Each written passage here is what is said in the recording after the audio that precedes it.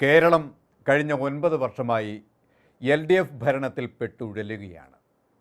ഭരണത്തിലിരിക്കെ തന്നെ അഴിമതിയുടെ ആവരണത്തിലാണ് സർക്കാർ.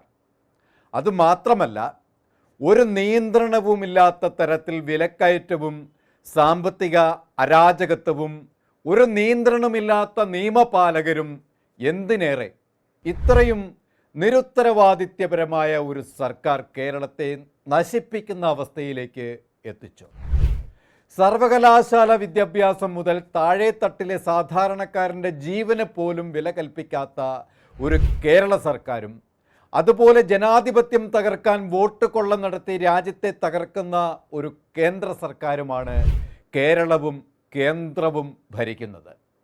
ഈ സാഹചര്യത്തിൽ രാഹുൽ ഗാന്ധി ബീഹാറിൽ ആഗസ്റ്റ് 17 ആരംഭിച്ച വോട്ടധികാർ യാത്രയുടെ അലയൊലികൾ രാജ്യമൊട്ടാകെ വീശി അടിച്ചു കഴിഞ്ഞു. നമ്മുടെ കേരളത്തിലും അതിൻ്റെ അലയൊലികൾ ഉണ്ടായി. അതുമാത്രമല്ല, കേരളത്തിൽ ഭരണത്തിലിരിക്കുന്ന പിണറായി സർക്കാരിൻ്റെ ജനവിരുദ്ധ നയങ്ങൾ കേരളത്തിൽ വൻ ആഘാതമാണ് സൃഷ്ടിക്കുന്നത്. സമഗ്ര മേഖലയിലും ഭരണപരാജയം കൊണ്ട് പൊറുതിമുട്ടിയ ജനം പിണറായിയുടെ ഭരണത്തിൽ നിന്നും രക്ഷപ്പെടാൻ ഉള്ള ശ്രമമാണ് നടത്തുന്നത്. ഈ അവസരത്തിലാണ് ഗ്രൗണ്ട് സീറോ ഏറ്റവും പുതിയ ഒരു സർവേ ഇപ്പോൾ വെളിയിൽ വിടുന്നത്. കേരളത്തിൽ 14 ജില്ലകളിൽ ഓരോ ജില്ലയിലും എത്ര മണ്ഡലങ്ങൾ, ഏതൊക്കെ മണ്ഡലങ്ങളിൽ ഏതൊക്കെ പാർട്ടികൾക്ക് എത്ര സീറ്റുകൾ പിടിച്ചെടുക്കാൻ കഴിയും, ഏതൊക്കെ പാർട്ടികൾ തകർന്നടിയും എന്ന വിലയിരുത്തലാണിത്. നമുക്ക് തിരുവനന്തപുരത്ത് നിന്നും തുടങ്ങാം.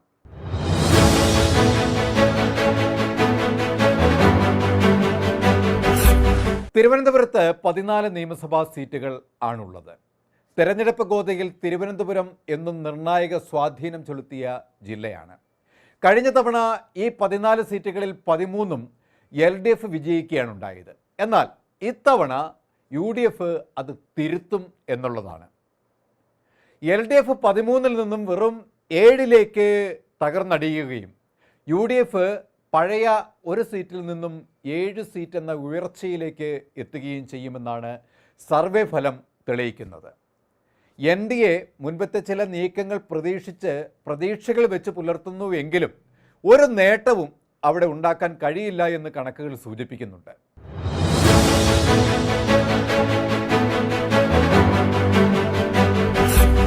കൊല്ലത്തേക്ക് വന്നാൽ അവിടെയും കഴിഞ്ഞ തവണ UDFന് സന്തോഷം നൽകിയ മൂവ്മെൻ്റ് ആയിരുന്നില്ല. എക്കാലത്തും LDFൻ്റെ ഭാഗം ചേർന്ന് നിൽക്കുന്ന ജില്ലയാണ് കൊല്ലം ജില്ല. എങ്കിലും ഇവിടെ ഇത്തവണ മാറ്റത്തിൻ്റെ കാറ്റ് വീശും എന്നാണ് തെളിയുന്നത്. ഇപ്പോൾ കൊല്ലത്ത് LDFന് 9 സീറ്റാണ് ഉള്ളത്, UDFന് 2 സീറ്റ് മാത്രമാണ്.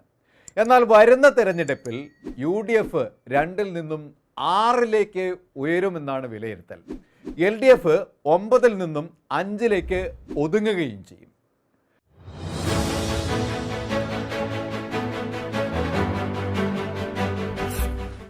പത്തനംതിട്ട ജില്ലയിലേക്ക് വന്നാൽ 5 നിയമസഭാ മണ്ഡലങ്ങളിൽ കഴിഞ്ഞ തവണ 5ഉം LDF പിടിച്ചതായിരുന്നു.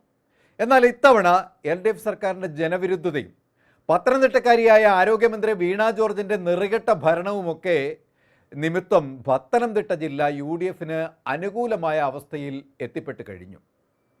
ഇവിടുത്തെ 5 സീറ്റിൽ 4 സീറ്റ് UDF പിടിക്കുമെന്നാണ് കണക്കുകൂട്ടൽ. LDF വെറും ഒറ്റ സീറ്റിലേക്ക് ഇവിടെ തകരുകയും ചെയ്യും.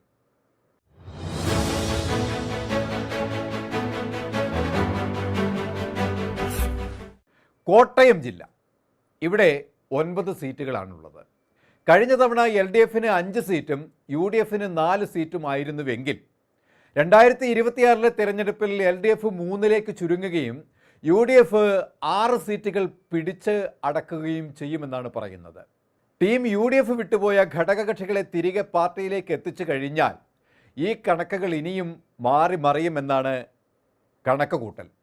അതായത് കേരള കോൺഗ്രസ് മാണി ഗ്രൂപ്പ് ഇപ്പോൾ തന്നെ UDFലേക്ക് എത്തുമെന്ന അഭ്യൂഹങ്ങളുണ്ട്.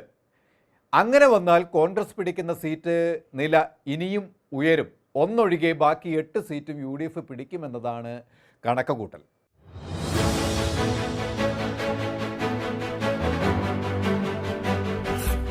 ഇടുക്കി ജില്ല, 5 നിയമസഭാ മണ്ഡലങ്ങളാണ് ഇടുക്കിയിലുള്ളത്. കഴിഞ്ഞ തവണ കേരള കോൺഗ്രസ് വഴി 4 സീറ്റ് LDF നേടിയിരുന്നു. ഇത്തവണ അത് മാറും. കാരണം മാണി ഗ്രൂപ്പ് കൂടി ചേർന്നാൽ UDF പിടിക്കുന്ന 2 സീറ്റിന് പുറമെ മാണി ഗ്രൂപ്പ് വഴി 2 സീറ്റുകൾ കൂടി നേടി ടോട്ടൽ 4 സീറ്റുകൾ കോൺഗ്രസ് നേടുമെന്നത് ഉറപ്പിക്കാം.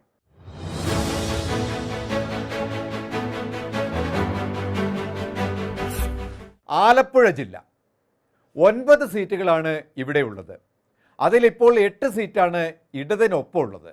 ഒറ്റ സീറ്റ് മാത്രമാണ് UDFിൻ്റെ കൂടെ.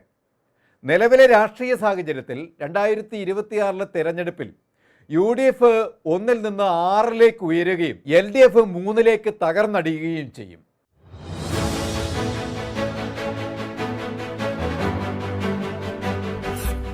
എറണാകുളം ജില്ലയിലേക്ക് വന്നാൽ 14 സീറ്റുകളാണ് എറണാകുളം ജില്ലയിൽ ഉള്ളത്. UDFിന് ഏറെ സ്വാധീനമുള്ള ജില്ലയാണ് എറണാകുളം ജില്ല. LDFിന് 5ഉം UDFിന് 9 സീറ്റുമാണ് കഴിഞ്ഞ തവണ ഉള്ളത് എങ്കിൽ UDF ഇത്തവണ ഇനിയും അവിടെ ഉയരാനാണ് സാധ്യത എന്നാണ് കണക്കുകൾ പറയുന്നത്. ഒരു സീറ്റൊഴികെ 13 സീറ്റും UDF അവിടെ പിടിച്ചടക്കും.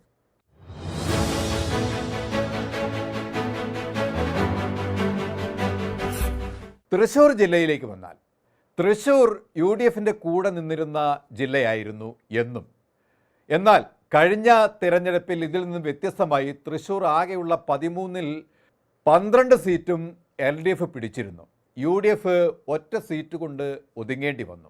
പക്ഷേ 2026 വരുമ്പോൾ തൃശ്ശൂരിൽ ഒരു മുന്നേറ്റം നടത്താനാണ് UDF ലക്ഷ്യമിടുന്നത്. അങ്ങനെയെങ്കിൽ 1 എന്നത് പൊളിച്ച് 6 സീറ്റിലേക്ക് കോൺഗ്രസ് കുതിക്കും എന്നതാണ് സാഹചര്യം പറയുന്നത്. LDF 12-ൽ നിന്നും 7 താഴുകയും ചെയ്യും.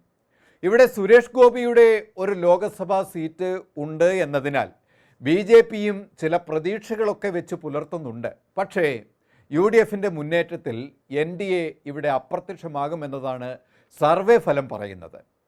ഛത്തീസ്ഗഡും BJPക്കുള്ളിൽ തന്നെയുള്ള സംഘടനാ പോരും നേതാക്കളുടെ ഇടയിലെ വടംവലിയും കേരളത്തിൽ NDA വളരില്ല എന്നത് ഉറപ്പിക്കാം.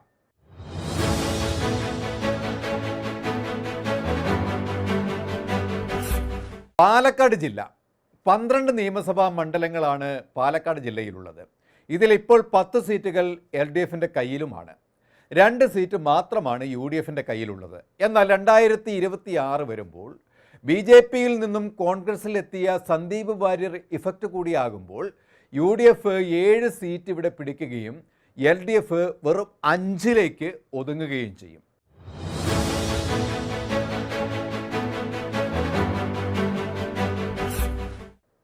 മലപ്പുറം ജില്ല മുസ്ലിം ഭൂരിപക്ഷ ജില്ലയായ മലപ്പുറം എന്നും UDFിന് ഒപ്പം നിന്ന ജില്ലയാണ്. കേരളത്തിലെ ഏറ്റവും വലിയ ജില്ലയായ മലപ്പുറം 16 നിയമസഭാ മണ്ഡലങ്ങളാണുള്ളത്. നിലവിൽ ഉപതെരഞ്ഞെടുപ്പിൽ പിടിച്ചെടുത്ത നിലമ്പൂർ മണ്ഡലം അടക്കം 15 സീറ്റുകൾ ഇവിടെ UDF നേടും എന്നതാണ് കണക്കുകൂട്ടൽ.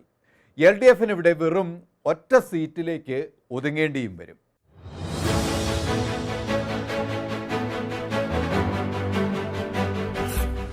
കോഴിക്കോട് 13 നിയമസഭാ മണ്ഡലങ്ങളാണ് കോഴിക്കോടുള്ളത്. ഇവിടെ 10 സീറ്റുകൾ UDF പിടിച്ചെടുക്കുകയും LDF വെറും 3 കൂപ്പ് കുത്തുകയും ചെയ്യും.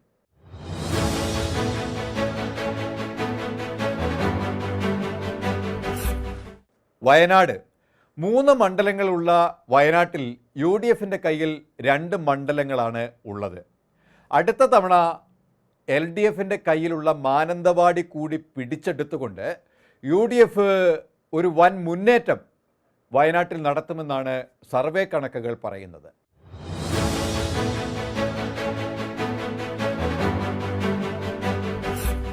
കണ്ണൂർ 11 നിയമസഭാ മണ്ഡലങ്ങളാണ് കണ്ണൂരിലുള്ളത്. അതിൽ ഇപ്പോൾ 9 സീറ്റുകൾ LDF പിടിച്ചടക്കിയിട്ടുണ്ട്. 2 സീറ്റുകൾ മാത്രമാണ് UDFിന് ഇവിടെയുള്ളത്. എന്നാൽ 2026 വരുമ്പോൾ UDF അത് 6 സീറ്റുകളായി ഉയർത്തുകയും LDF വെറും 5 സീറ്റിലേക്ക് ചുരുങ്ങുകയും ചെയ്യും.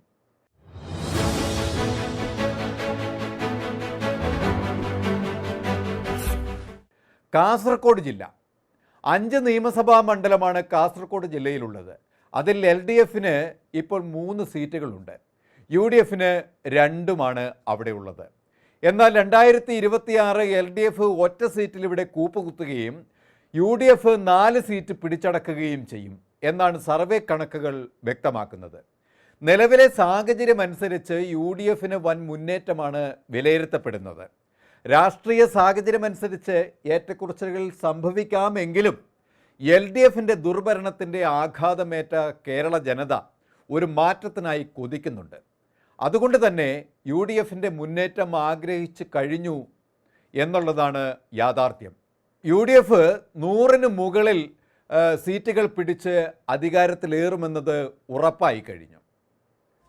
ഗ്രൗണ്ട് സീറോ ചാനലിൻ്റെ എല്ലാ പ്രേക്ഷകർക്കും ഊഷ്മളമായ ഓണാശംസകൾ നേരുന്നു.